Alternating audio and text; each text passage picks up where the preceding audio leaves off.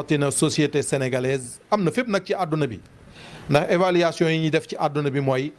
taux de divorce yi dafa bëri lool avant sax pandémie bi di ñëw taux de divorce yi dafa bëri woon rawatina nag bi nga xamee ne pandémie bi ñëw na muy coronavirus bi taux de divorce yi dafa gën a yokku waaye ñun bu ñëwee fii ci suñu réew nga xam ne moo ñu concerné liñ seetlu ci sëy yi tas dafa bëri lool et pourtant bu ñuy génn maanaam comme ñun niñ koy waxee ci suñuy langage bu ñuy génn bu ñuy bëggante di génn attan nañu génn fukki at wala lu ko ëpp muy fukki at yoo xam ne dinañ muñalante dinañ nëbbalante dinañ nangulante ci fukki at yi bu ñuy génn kenn du bëgg sa borom mer lépp lu sa morom xam ci lu baax dina ko wax lépp lu mu mën ci lu baax tam dina ko def ngay gis sax ci génn bi dinañu toppatoo goro yi di toppatoo xarit yi waaye lépp ci génn bi waaye li lay jaaxal mooy suñu xësee ba dugg ci néegu sëy dootuñu mën a muñalante lu toll ni tarfatal ay ni lan moo indi loolu man nag sama jàngat bu njëkk tey bi ma ciy def mooy li indi taux de divorce yi ci suñu réew fii ci Sénégal di gën di bëri ba am sax am ñu ci def ay jàngat ne coronavirus bi mu ñëwee ba léegi bëri na ci ay sëy yu ci yëngu bëri na ci ay sëy yu tas bokk na ci sëy yu tas yooyu nag li ci ëpp ku jigéen ki mooy ñaan baat li tax muy ñaan baat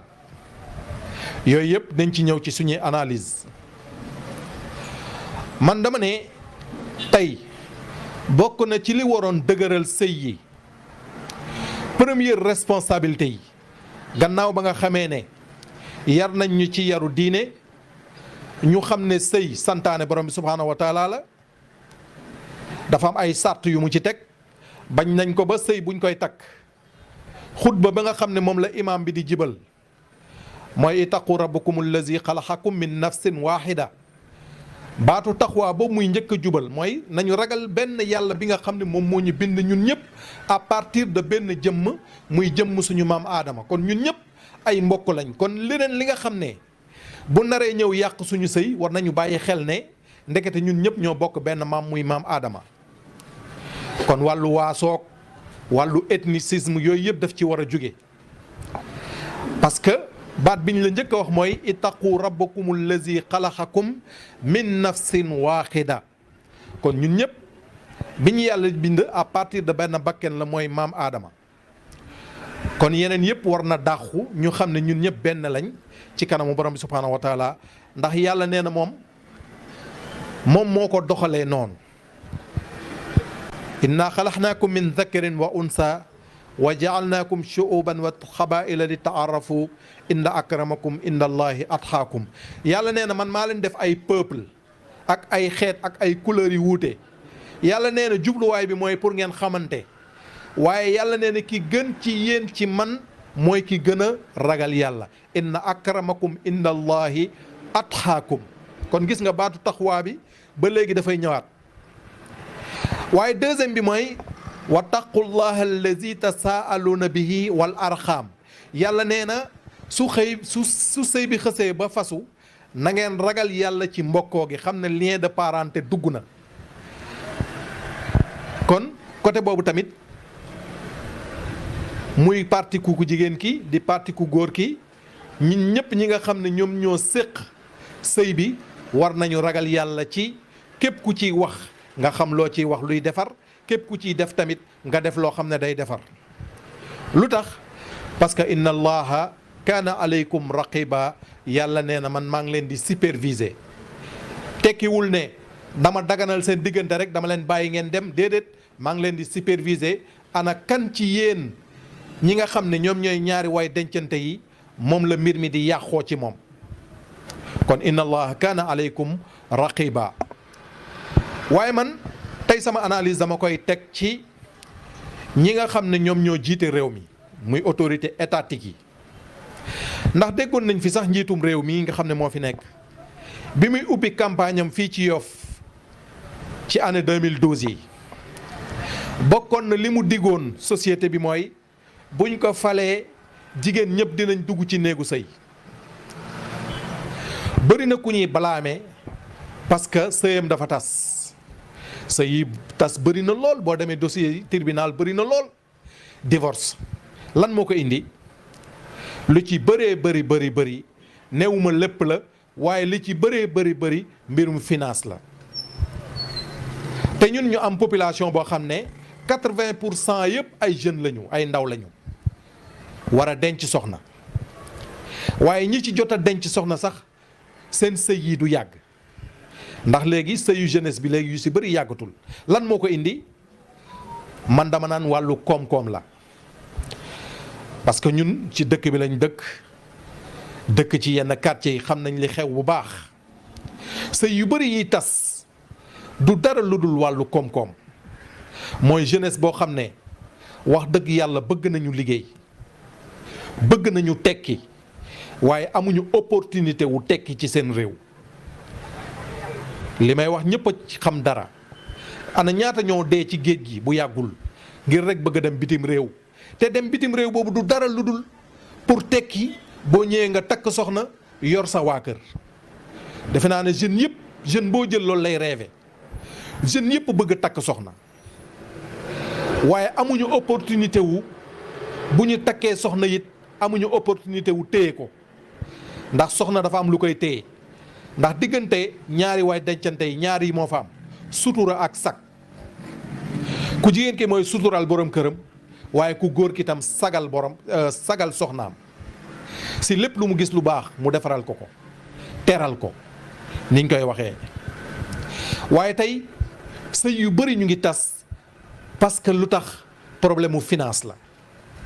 mooy ki jigéen ki dafa am ay bëgg-bëggam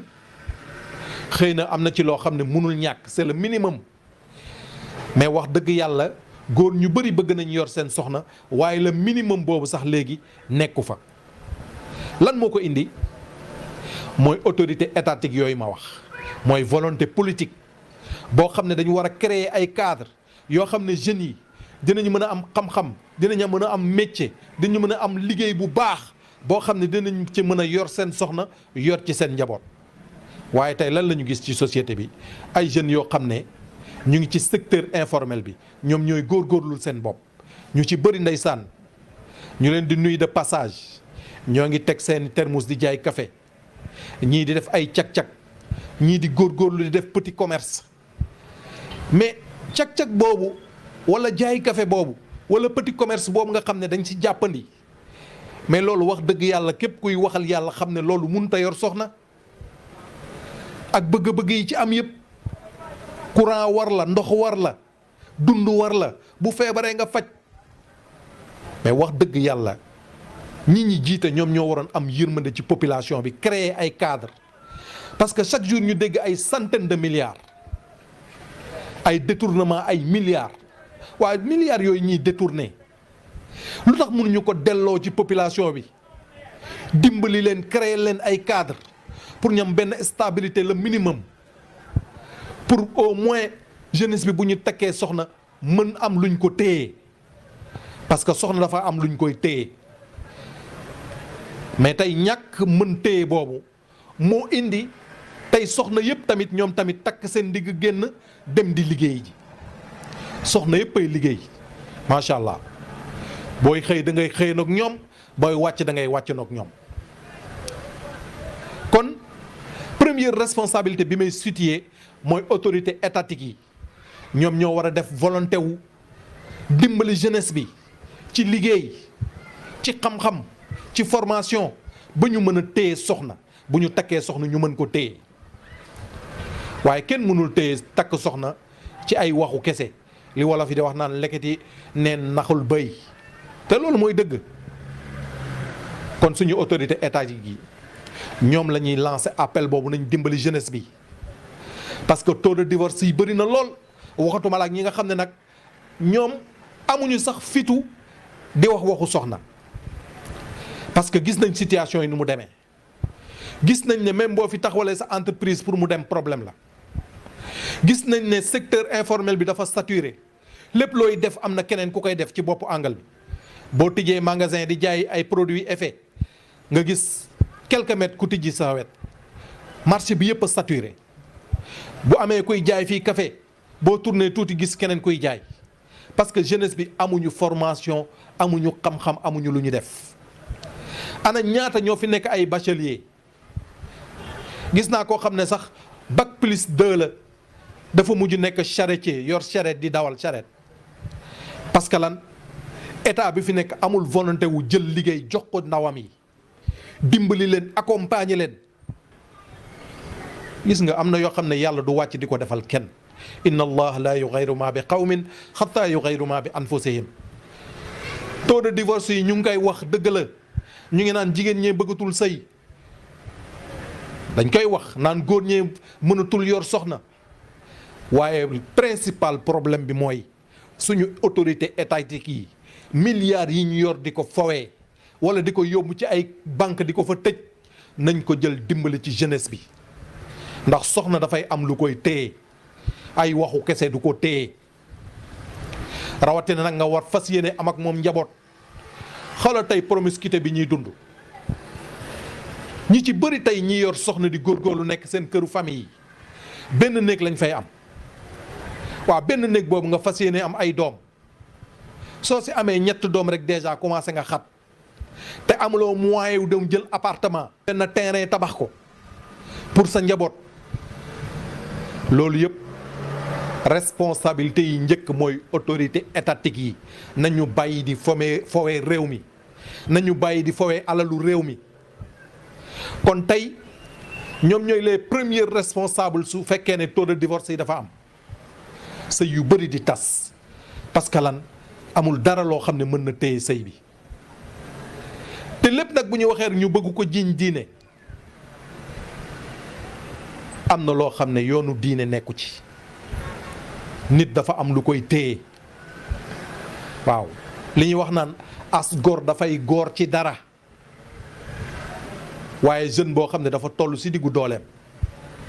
fii rek ngay gis jeune boo xam ne 40 ans lay am wala 45 ans pour mu participer ci kër famille bi sax problème la lu tax parce que ñi jiite amuñu volonté wu